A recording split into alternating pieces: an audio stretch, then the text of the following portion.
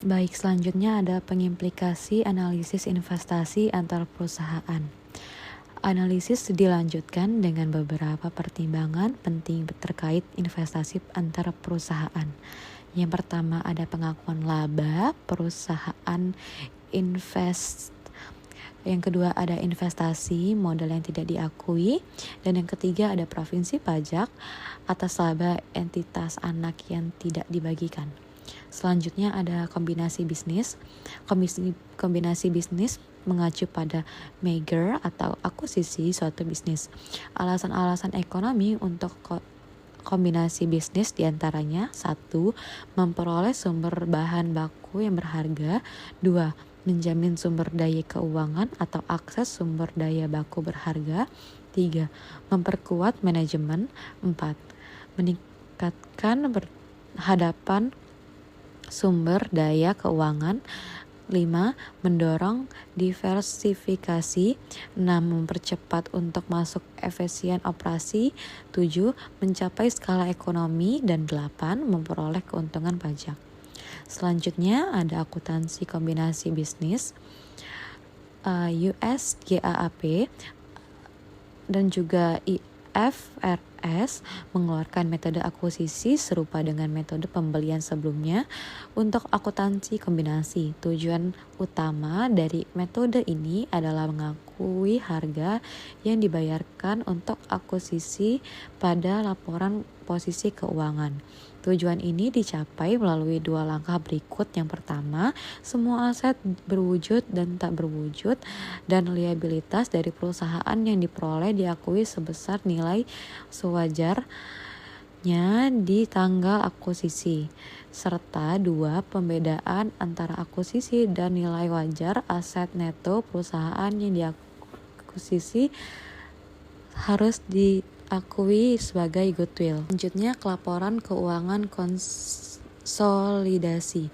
Laporan keuangan konsolidasi melaporkan hasil operasi dan kondisi keuangan entitas induk dan entitas anak dalam suatu perangkat laporan. Selanjutnya ada mekanisme konsolidasi. Konsolidasi melibatkan 2 langkah.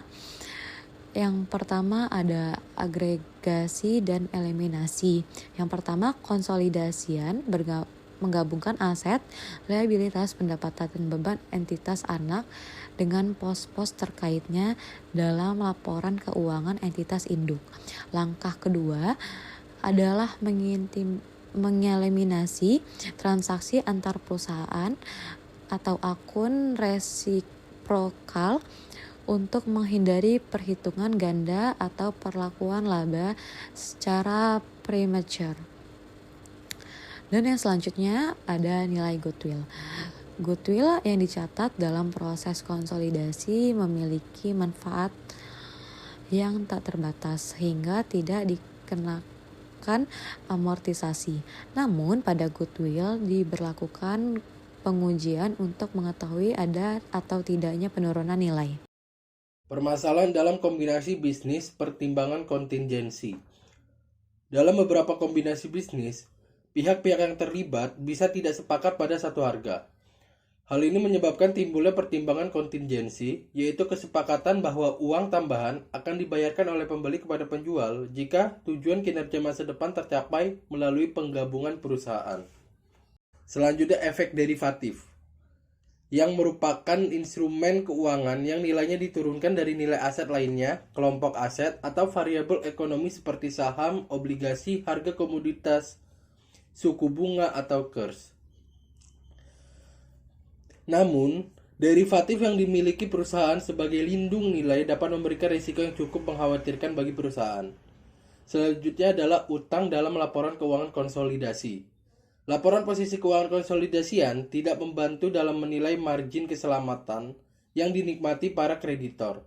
Untuk menilai keamanan liabilitas, analisis harus mempelajari laporan keuangan masing-masing entitas anak. Mendefinisikan derivatif. Yang pertama, kontrak berjangka atau futures contract adalah perjanjian antara 2 atau lebih pihak membeli atau menjual suatu atau menjual suatu komoditas tertentu atau aset keuangan pada suatu tanggal di masa depan atau disebut tanggal penyelesaian dan pada harga yang pasti.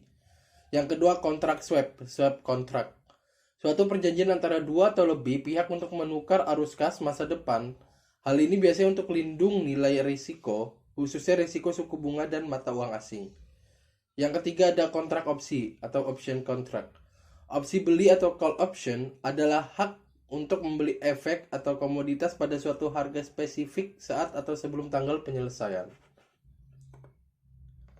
Tujuan penggunaan derivatif. Mengidentifikasi tujuan perusahaan menggunakan derivatif sangat penting karena risiko yang berkaitan dengan derivatif jauh lebih tinggi untuk spekulasi daripada lindung nilai. Penerapan selektif. Perusahaan diberikan fleksibilitas yang besar secara selektif menerapkan opsi nilai wajar pada masing-masing aset dan liabilitasnya. Yang terakhir, persyaratan pelaporan. Jika sebuah perusahaan memilih opsi nilai wajar untuk suatu aset liabilitas, maka peraturan pelaporan berikut yang berlaku.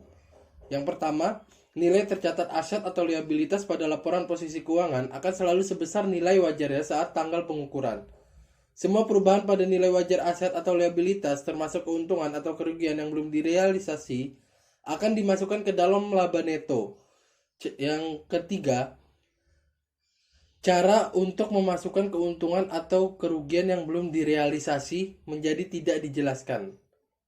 Perusahaan dapat memilih apakah akan melaporkan porsi keuntungan atau kerugian dengan cara berbeda atau melaporkannya secara bersama-sama. Baiklah, sekian presentasi dari kelompok kami. Semoga bermanfaat. Kami akhiri. Wassalamualaikum warahmatullahi wabarakatuh.